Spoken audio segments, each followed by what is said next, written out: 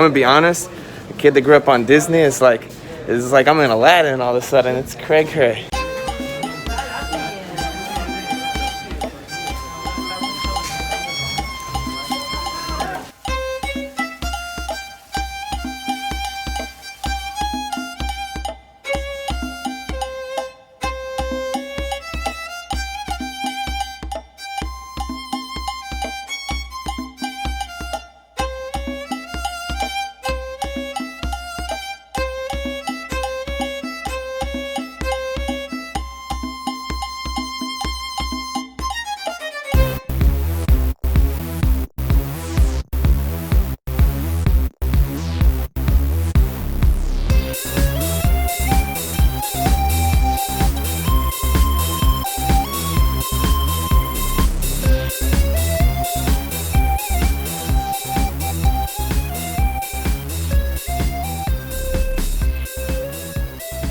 Welcome to Souq Waqif here in Doha. This is the capital of Qatar, one of the Gulf nations, the Gulf nation that will be hosting the 2022 World Cup, which, small detail, one of the stadiums where they're going to be playing some of the matches is right by my work and right by where we live.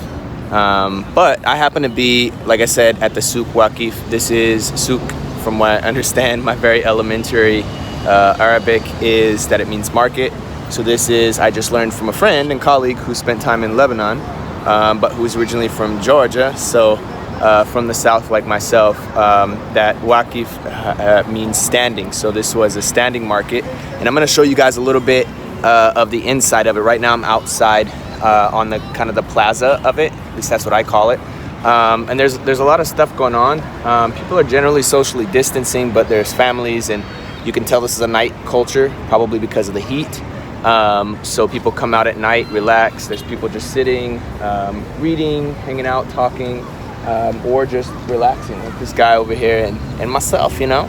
But the reason that they call it Souq Waqif, according to my friend, is that we're really close to the water. So between here and the downtown over there, the Corniche of Doha, like the skyline, there's a bay. And previously the water came right to basically where I'm at. And so during like high tide or storms and stuff, especially storms, maybe not high tide, but the alleyways and stuff of the market would flood. And so people would have to stand up and put their things up high. So hence Souq Waqif, the standing market. So let me show you guys a little bit of the standing market. I think this is a cool introduction, like, to the first video of me being out of quarantine and showing you a little bit of the Middle East. So let's check it out. So Souq Waqif, the market in general, or markets in general, this one has a multiplicity of entrances. So we're gonna go into one right now. The entrance is super cool. I don't know if this is indicative of like recent architecture or not. But you see like the alleyways or the archways, super indicative of like the original like types of architecture from this region, which is, I mean, I'm gonna be honest, a kid that grew up on Disney is like I'm in Aladdin all of a sudden. It's cray. And obviously as I walk through, you know, I have this overwhelming smell of all of the spices and the different foods and stuff that they have prepared, including, for those who are from or have lived in Mexico, Jamaica. Pues aquí se consume también. As you can see, they're very big on fabrics here, and like all different types of fabrics. So whether you're from this part of the world or you're not, wherever you're from, I'm sure you can find whatever you wanted here, which is nice. And they will definitely sell it to you. So.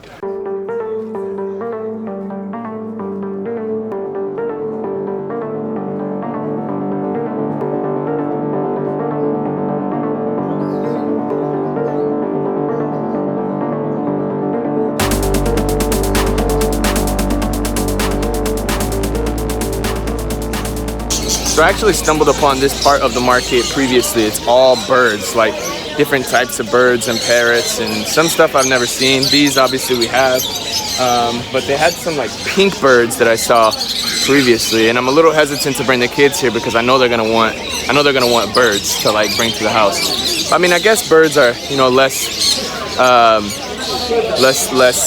involved with regard to upkeep than other animals or another child. So count my blessings, right? The other day I saw a guy walking through with a hawk, literally a hawk on his arm, and it had like a little helmet over its head so that it obviously wouldn't get like spooked. So far I have not seen a tiger or a lion, although I've heard that in some parts of these particular Gulf states that people walk their tigers, their white tigers, like on a leash. But so far not yet in Doha.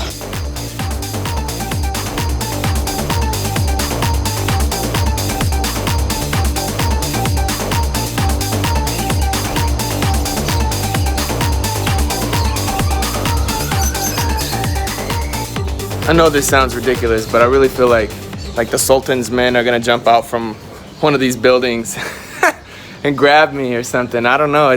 But it's super cool. I mean, it's surreal. And another thing to mention is not everybody is speaking Arabic. The majority of people here are like myself, are expats or immigrants from other parts of the world. A lot of people from Southeast Asia, including especially the Philippines, but also India, Bangladesh, and then other Gulf states that are around. But it's super interesting and not totally what I had expected, you know.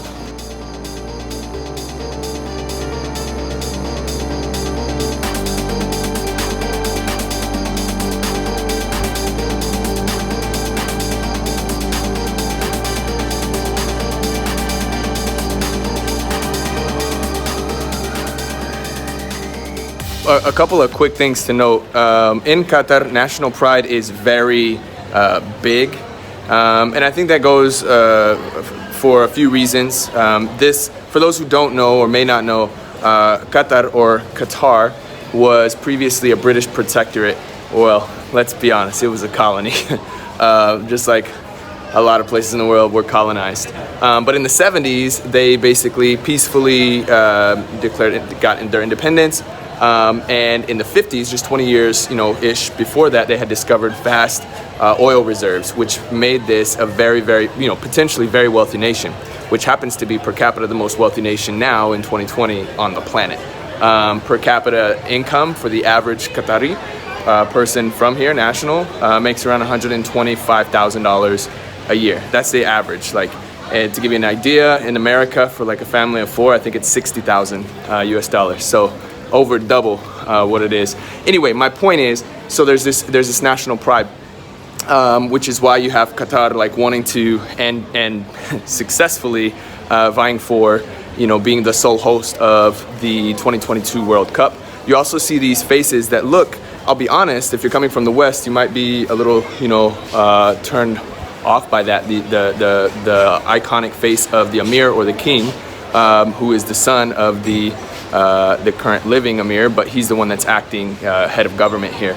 But it's not a dictatorial thing, although yes, he is the head of government. It's more of a Qatari national pride. And these iconic faces of him became really ubiquitous across the state of Qatar after the blockade, which happened as a dispute between the Gulf nations because, well, I'll let you guys do your own research on that. But many feel it is because Qatar is now voicing its own opinion and becoming like a voice for both regional politics in the Gulf region, but also a leader, for example, with the hosting the World Cup. So that's one thing I noticed. Another thing, we're super close to Iran, so you could get Persian rugs here, and they're not cheap, but they're also not anywhere near the price they would be if you were, importing them to the United States. So yeah, I'm excited to get a Persian rug.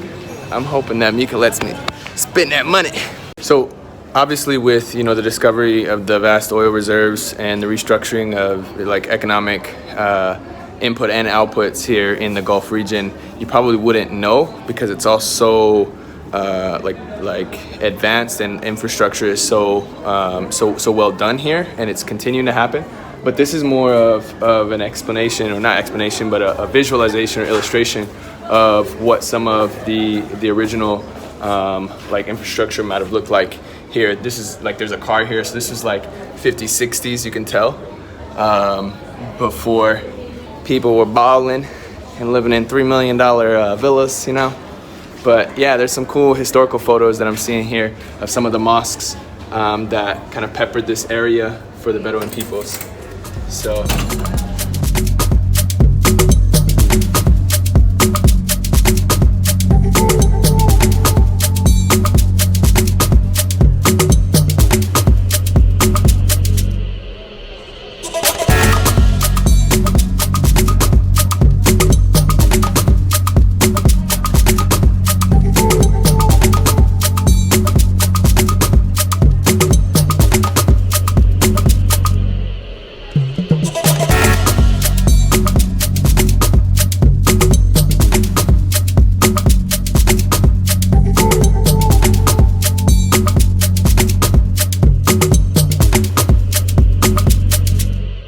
So I really like this section of the market because it showcases some of the original commerce that happened in this part of the region. So the Bedouins here were fishers and pearl divers. So they have all these nets.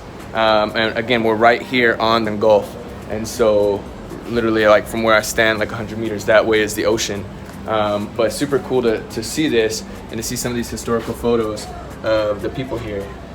So yeah, pretty much like the grandparents of the children now, like the teenage kids, like they lived a much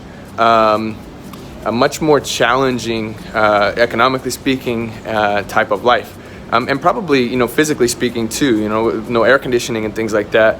Whereas now it's so developed. It's really cool, and obviously to see that. And they have sections of the city. They have a section of the city called the Pearl, which is, you know, paying homage to. Is that the right word? Homage to their history as pearl divers, which is pretty cool. So yeah, just as a heads up, if you are new here, this is going to be a crazy ride over the next bit as we kind of explore this part of the world, and we'll be doing it in English as opposed to our other Spanish channels. So if you are new here, go ahead, hit that subscribe button, and I'll see you in the next video, you know?